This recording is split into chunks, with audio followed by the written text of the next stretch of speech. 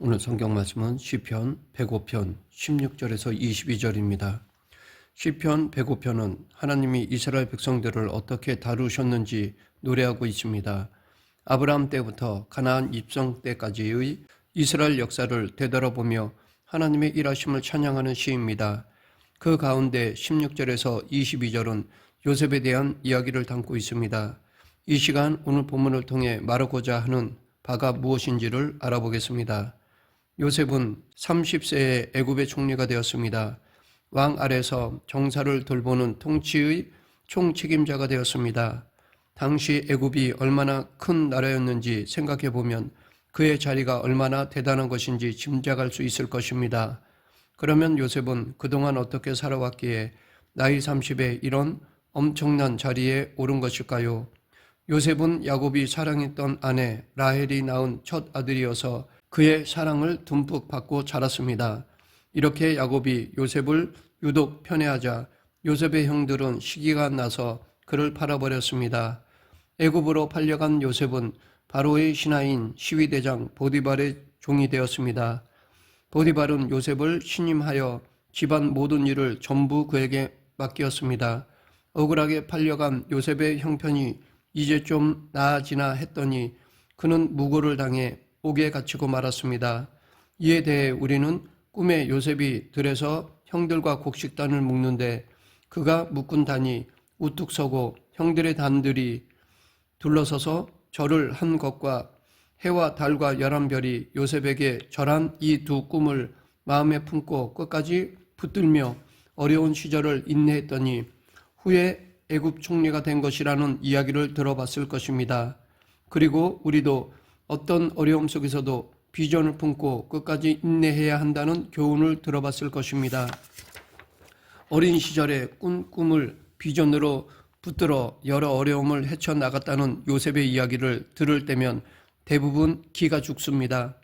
아브라함이나 모세 같은 성경 속 위인들의 이야기가 나올 때도 마찬가지였을 것입니다. 아브라함은 하나님에게 자기 아들까지 바쳤는데 11조도 아까워 벌벌 떠는 나에 비하면 그는 얼마나 대단한 믿음을 지녔는가. 요셉은 가장 비참하고 억울한 자리에서도 하나님만 바라보며 인내하여 마침내 역경을 극복하였는데 얼마나 대단한가. 모세는 또 어떤가. 애굽의 왕자였지만 그 모든 지위와 영화를 헌신짝처럼 버리고 하나님을 따랐습니다. 나 같으면 그런 지위와 부귀영화를 쉽게 버릴 수 없었을 것인데 하는 생각이 듭니다. 이렇게 성경의 위인들은 우리와 차원이 다른 사람들 같습니다. 이 성경의 위인들에 비하면 우리는 아직도 아마추어 같다는 생각이 들곤 합니다. 우리도 그들처럼 흔들리지 않는 신앙을 갖고 싶어 하지만 쉽지 않습니다. 그러면 이렇게 잘 안 되는 이유가 무엇일까요? 이 질문에 답하기 전에 더 근본적으로 생각해 볼 질문이 있습니다. 그것은 과연 성경 위인들이 우리와 정말 다른 존재일까라는 것입니다. 성경의 위인으로 가장 많이 손꼽히는 요셉을 통해 이 문제를 살펴보면 요셉의 이야기는 창세기 37장부터 나옵니다. 그런데 요셉의 이야기를 가만 들여다보면 좀 의아스러운 데가 있습니다. 보디발의 신임을 얻은 장면이나 간수장의 신임을 얻는 장면에서 요셉이 처한 상황을 설명해 주는 반복되는 문구가 있습니다. 그것은 여호와께서 그를 범사에 형통하게 하셨더라 입니다. 이런 말씀을 읽으면 우리는 요셉은 믿음이 좋으니 하는 일마다 하나님이 다 형통하게 해주셨다라고 생각합니다. 그래서 요셉이 시위대장 보디발의 집에 종으로 팔려간 것도 억울하게 옥에 갇힌 것도 다 하나님이 형통하게 해주신 결과라고 여깁니다. 하지만 그렇지 않습니다. 하나님이 형통하게 해주신 것은 종으로 팔려간 다음 그리고 요셉이 옥에 갇힌 다음이었습니다. 그럼에도 우리는 형들의 음모로 애굽에 팔려간 일이나 억울한 무고를 당해 옥에 갇힌 일은 정말 원통한 상황인데도 이것을 하나님이 주신 형통이라고 오해합니다. 또한 우리는 요셉의 결말을 미리 알고 있어서인지 요셉의 상황이 이상하게 꼬였다가 풀려나가는데도 별로 주의를 기울이지 않습니다. 또 하나 우리가 오해하는 것은 요셉이 보디발의 집에서 종으로 살았을 때나 무고를 당해 옥에 갇혀 지냈을 때 평안했을 것이라고 넘겨짚는 것입니다. 이런 우리의 기대와 달리 요셉은 조금도 평안하지 않았습니다. 이렇게 단정할 수 있는 이유는 오늘 본문 18절에 보면 그의 발은 착고를 차고 그의 몸은 쇠사슬에 매었으니 라고 말하고 있습니다. 이것은 당시 요셉의 상태를 묘사하는 말입니다. 요셉이 보디발의 종으로 살았던 시간과 옥살이한 세월을 합하면 10여 년 정도 될 것이라고 짐작해 볼 수 있습니다. 창세기 37장에 따르면 요셉이 형들의 미움을 사 애굽에 팔려간 나이가 17세라고 추정해 볼 수 있고, 이어 41장에는 요셉이 바로 왕 앞에 섰을 때 30세라고 했으니 그 사이에 13년이라는 기간이 있습니다. 이로 미루어 요셉은 대략 10여 년의 기간을 고통 속에서 보냈을 것이라고 추측해 볼 수 있습니다. 그런데 우리는 요셉이 그 긴 세월 동안 얼마나 고통스러워했을까에 대해서는 잘 생각하지 않습니다. 그래서 시편 105편에 나온 그의 발은 착고를 차고 그의 몸은 쇠사슬에 매었으니 곧 여호와의 말씀이 응할 때까지라 그의 말씀이 그를 단련하였도다 라는 말을 대할 때에도 별 생각 없이 읽습니다. 그의 말씀이 그를 단련하였도다 라는 구절을 요셉은 하나님의 말씀을 붙들었기에 믿음으로 인내할 수 있었다 라는 뜻으로 읽어버립니다. 옥에 갇혀 있느라 몸은 좀 힘들었을지라도 마음만은 평안했을 것이라고 생각합니다. 어린 시절에 꾼 꿈을 비전으로 붙들었기 때문에 너끈히 역경을 이겨내고 승리했을 것이라 지레짐작합니다. 그러나 성경은 요셉이 이 모든 난관을 믿음으로 이겨냈다고 말하고 있지 않습니다. 시편은 여호와의 말씀이 응할 때까지 요셉의 발에는 착고가 채워져 있었고 몸은 쇠사슬에 매어 있었다고 말합니다. 하나님은 요셉을 훈련하고 계셨던 것입니다. 훈련은 고단합니다. 요셉의 생애를 성경이 말하는 대로 따라가 보면 그는 할 수 없이 버텼다고 이해하는 것이 훨씬 자연스럽습니다. 어린 시절 요셉은 엄청난 꿈을 연달아 꾸었는데도 그를 기다리고 있는 것은 가시밭길이었습니다. 자기가 꾸고 싶어 꾼 꿈도 아니었는데 그런 거창한 꿈 뒤에는 험한 일들이 기다리고 있었던 것입니다. 아마도 요셉은 현실을 보면서 도무지 이해가 안 되었을 것입니다. 미치고 환장했을 것입니다. 그의 삶에서 요셉이 할 수 있었던 것은 그저 울고 한숨 쉬고 비명 지르는 것밖에는 없었을 것입니다. 요셉은 할 수 없어서 버텨낸 것입니다. 버티는 것 말고는 방법이 없어서 견딘 것입니다. 이것은 요셉뿐 아니라 신앙의 위인이라고 불리는 다른 사람들도 마찬가지입니다. 그 모두 처음부터 믿음의 사람으로 태어난 것이 아닙니다. 성경이 어떤 인물의 생애를 소개할 때는 그럴 만한 이유가 있습니다. 아브라함은 하나님의 부르심과 믿음이 무엇인지를 잘 드러내주는 인물이고, 이삭은 하나님이 관념적으로 일하시지 않고 구체적으로 일하신다는 것을 상징해주는 인물이라고 할 수 있습니다. 구원 얻은 이후 하나님 앞에 성화되어 가는 존재를 야곱의 생애가 상징해 준다면 요셉은 영화의 상징으로 제시되어 있습니다. 인간의 실수와 잘못이 훈련을 통해 고쳐지는 과정을 성화라고 한다면 영화는 성화 너머의 자리, 곧 저지른 잘못이 없이도 온전한 성품으로 성장하고 성숙하도록 훈련으로 연단되는 과정을 말합니다. 이런 면에서 야곱은 성화의 상징으로 제시되어 있습니다. 성화란 거룩하게 되는 것을 의미하는데 여기에는 신자의 연약함이 다듬어지는 과정도 포함됩니다. 수술을 통해 나쁜 것이 도려내지는 과정과 비슷합니다. 야곱과 요셉의 차이가 여기 있습니다. 야곱이 당한 어려움은 자기 잘못으로 말미암은 대가였습니다. 그의 생애는 자기가 저지른 잘못이 도려내지는 고통스러운 수술의 연속이라 할 수 있습니다. 반면 요셉의 생애는 자기가 저지른 잘못이 없음에도 고난의 길로 인도되어 마침내 온전한 인격으로 연단받는 과정을 상징한다고 할 수 있습니다. 신자가 되면 그동안 저지른 모든 잘못과 세상을 사랑하는 습관이 도려내지기 위해 먼저 하나님에게 불려가 두들겨 맞는 일이 일어납니다. 그러나 이것이 교육의 전부는 아닙니다. 이것은 교육의 소극적인 목적에 불과합니다. 교육에는 훨씬 더 적극적이고 긍정적인 목적이 남아있는데 바로 이것이 교육을 하는 진짜 이유입니다.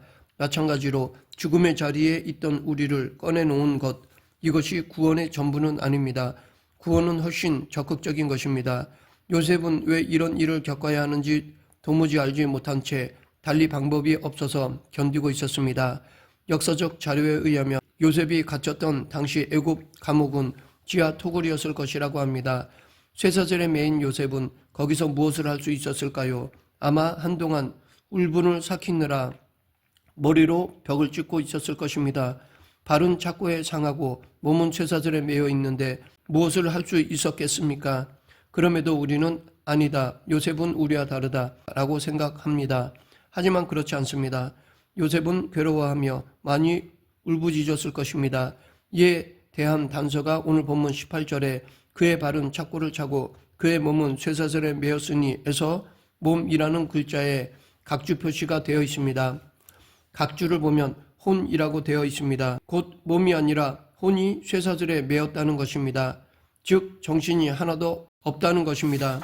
요셉이 겪은 고난이 어떤 의미인지 히브리서 12장 6절부터 9절을 보면 주께서 그 사랑하시는 자를 징계하시고 그가 받아들이시는 아들마다 채찍질 하심이라 하였으니 너희가 참음은 징계를 받기 위함이라. 하나님이 아들과 같이 너희를 대우하시나니 어찌 아버지가 징계하지 않는 아들이 있으리요. 징계는 다 받는 것이거늘 너희에게 없으면 사생자요 친아들이 아니니라. 또 육신의 아버지가 우리를 징계하여도 공경하였거든 하물며 모든 영의 아버지께 더욱 복종하며 살려하지 않겠느냐. 이 말씀의 의미를 잘 드러내주는 인물이 바로 요셉일 것입니다. 여기에 반복하여 등장하는 징계라는 단어를 보면 이 말의 원뜻은 자녀 만들기입니다. 그래서 징계라는 단어 대신에 자녀 만들기를 넣어서 읽으면 이 말씀의 이해가 훨씬 쉽습니다. 이처럼 자녀는 낳는 것이 다가 아닙니다. 부모는 자녀를 길러 좋은 인격과 성품을 갖추게 해야 합니다. 이 일을 위해 매를 들기도 하고 상을 주기도 합니다. 이것이 징계라는 말에 담긴 뜻입니다. 하나님도 우리를 훈련하십니다. 당신이 원하시는 만큼 훈련시키십니다. 그래서 히브리서 기자는 히브리서 12장 5절에서 또 아들들에게 권하는 것 같이 너희에게 권면하신 말씀도 잊었도다. 일러스되 내 아들아 주의 징계하심을 경히 여기지 말며 그에게 꾸지람을 받을 때에 낙심하지 말라라고 하였습니다. 여기서 히브리서 기자는 우리가 하나님께 징계를 받을 때 두 가지 반응을 언급하고 있습니다. 하나는 주님의 징계를 가볍게 여기는 것이고 다른 하나는 낙심하는 것입니다.